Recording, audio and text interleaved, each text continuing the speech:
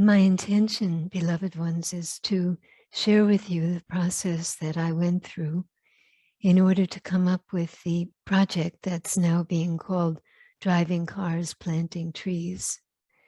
It had a few other names before coming to that one, but that's where it is right now. So, as a preface to what I want to say, I want to tell you that this is about a specific action that can be taken, a specific task that needs to happen. But more than anything else, it's about awakening. I have, and perhaps you have also, been all the time aware of insularity as what keeps people from acting more fully on behalf of the planet. I think that most people are concerned about what's happening, especially with the extremes of weather that we've been having in this past year and years. But the feeling of insignificance, of smallness, and of the problem being so large, that is the problem of climate change, makes up for a sense of insularity, which is, I don't know how to deal with this, so all I can do is the best I can and keep continuing with my own individual life. So at the root of everything else that I'll share with you is this question: how do I and we awaken people towards a greater degree of responsibility towards the earth, and for each other? The concepts are there, but the immediacy of it, the urgency of it, the necessity of it has not been there for many people, and for a variety of reasons. The sense of insignificant action, that is, actions that are not large enough to address the problem, the sense of personal overwhelm with one's own life, and the sense that, yes, those are the two main reasons: personal overwhelm and the sense of insignificant action. And when I say overwhelm, I mean the idea that one is dealing with all that one can handle on one's plate, so to speak. So this is the backdrop to questions that I ask and put forth to the divine every day, really. How do we awaken consciousness? And so as the weather patterns were changing this year, and I was discussing this at times with others, I said to myself, there must be something that can happen that unites daily life with consciousness, with an action that can be immediately of direct benefit to the earth. And the precedent for this had already been established, because Feed the Hungry, which is an outreach project that Light Omega has been involved in for 3 years now, Feed the Hungry asked the same question, which is, what can we do to be more intimately connected with the Earth's populations that are starving and that are living in places where there's not enough food? What can we do?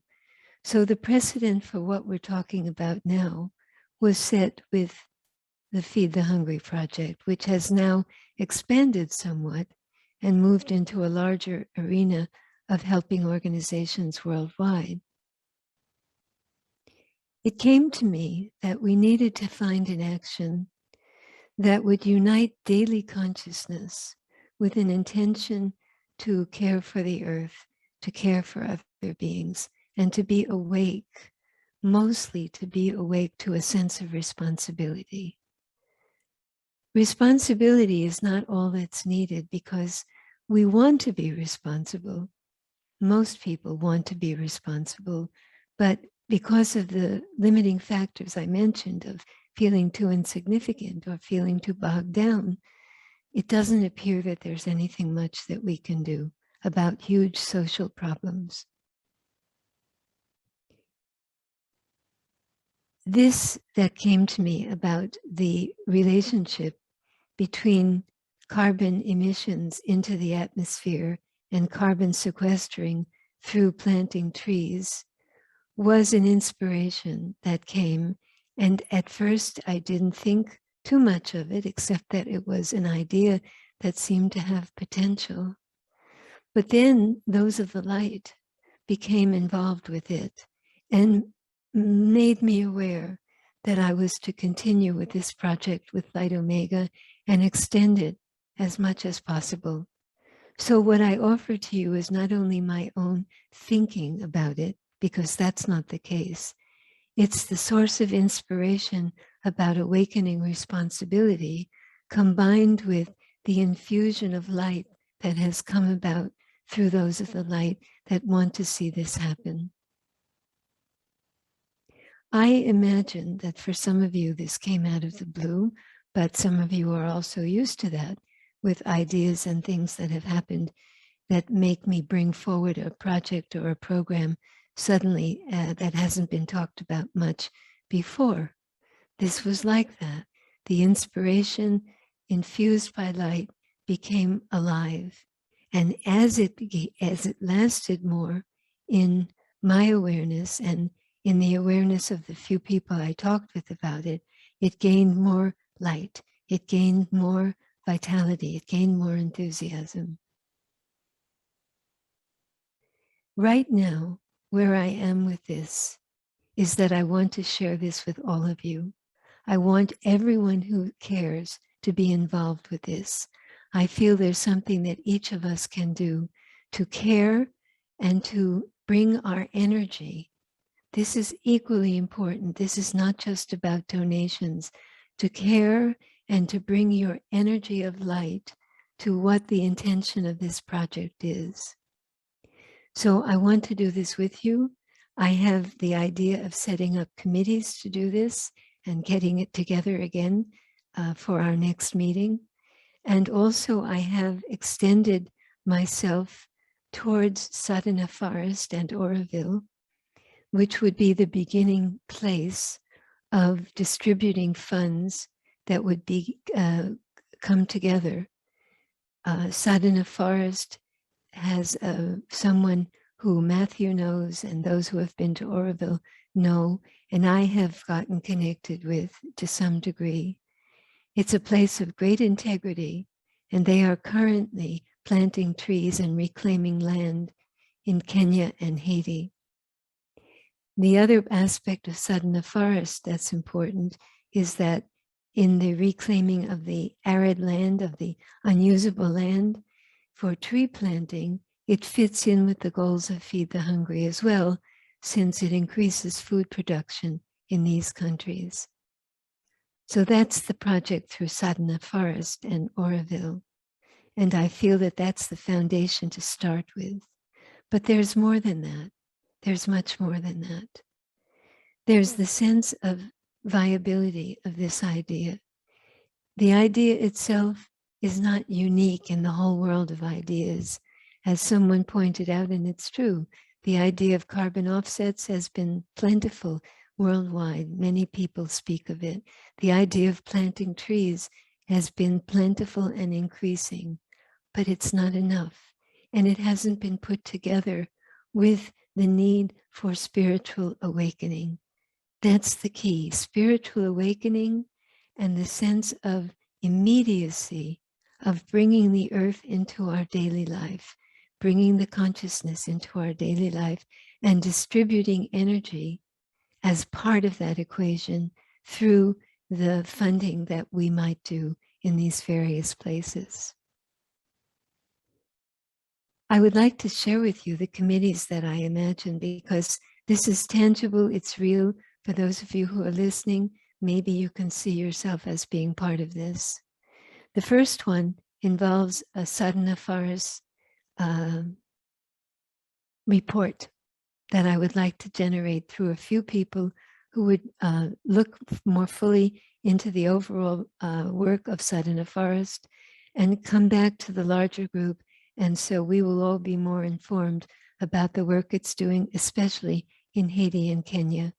So those of you who would like to learn more about the work done in Oroville and can get together and create a report and come back and talk to us, That's one committee. The second committee is something that is in my deepest heart, and that is to care for the famine-prone areas in the larger arena of Africa.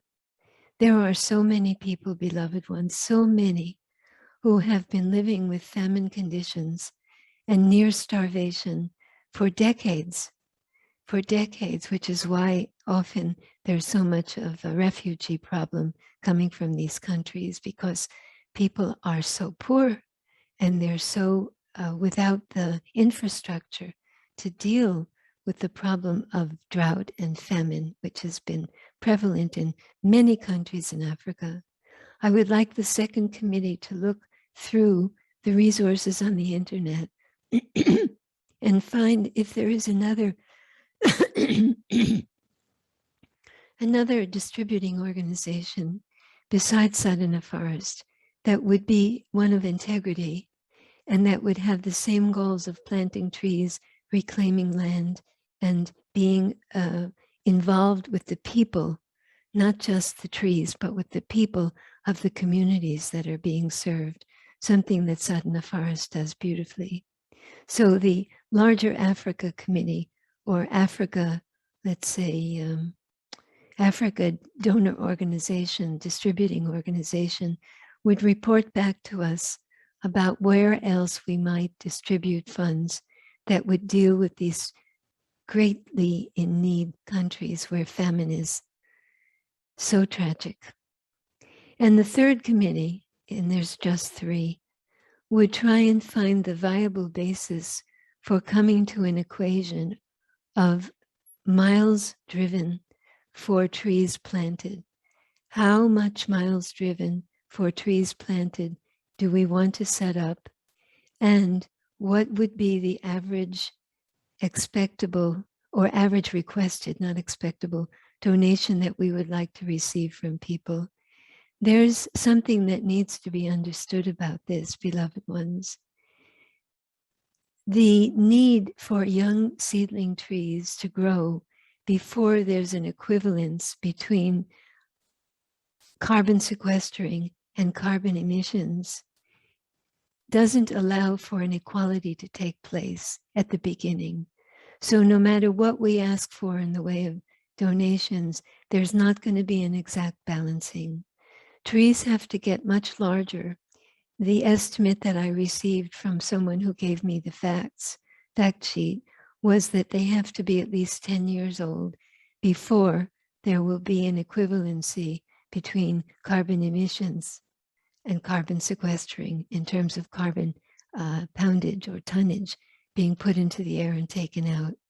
So whatever we arrive at as a equation between driving mileage and tree planting is not going to do the whole job, but it will, if we figure it out, enable people to have an idea of something that's doable. And that's important, that people feel and that you feel this is doable.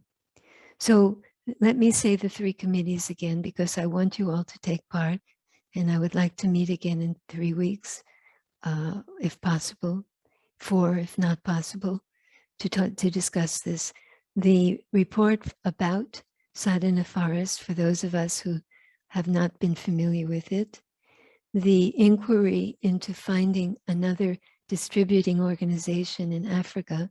I myself have been watching what's been happening with Sudan, but it doesn't have to be Sudan. It could be someplace else. And the means for figuring out the equation between mileage and planting trees so that we can figure what would be the right balance to ask for that equation. I, more than anything else, want this to feel alive for you as it has become for me. It has to go, and this is something that I think is a concept that we need to hold, really, degrees of reality. In the spiritual world, we have concepts and principles that have lower degrees of reality and higher degrees of reality. Lower degrees of reality means that we think they're true, that we hold them to be real, but we don't feel personally engaged with them on a personal, daily, minute-by-minute level. Higher degrees of reality would be that we accept the relationship with this idea as belonging to us and we to it, that it's the relationship, let's say the relationship with the earth, or the relationship with feeding those who are hungry, that we accept it as central in our life, central in our life, the same way that you would accept your own children. Your own children, if you have children, or if you can imagine this, you have children and you don't stop having children because you've had a bad day. You have children, you have them through bad days, you have them through good days, and they belong they are part of the center of your identity. That's what I mean by awakening, that the awakening needs to place this issue in the center of our identity. And that's the main purpose of why I'm bringing this up now, to awaken us to a higher degree of reality, of the need for caring about the earth and for caring about the people who are doing without in such an extreme way. I can't do this without you, beloved ones. I need you, and the earth needs you, and the realms of light would like very much to have you step forward at this time. The stepping forward is going to happen anyhow, but not at this time, because the awakening to unity with the earth is the transition that we're going through. It hasn't happened yet, but it is happening. So when that awakening to the immediacy of unity with the earth happens more fully, there will be no doubt that the earth has to become central in our identity because we are one, and then there's no more doubt. I want to thank you for coming to this meeting and to listening to what I have to share. And I want to urge you to look into your own heart and see what degree of reality this has for you, and whether you are feeling influenced by the things I mentioned to begin with, either that the smallness of this action doesn't deal with the largeness of the problem, and therefore you feel helpless to deal with the largeness of the problem, or you feel too overwhelmed or focused on other needs that your own life is calling for, so that there's no room to take on something else. There is another possibility, which I'll just acknowledge, and that is you may already be doing something that's not this project, but another project from some other location or place that's related to this. And if so, I thank you on behalf of the earth. But this is coming through Light Omega and the Village of Light Ashram. And so there's a particular energy that wants to manifest at this time. And I ask you to look in your heart to see if that energy includes you. Thank you. Namaskar.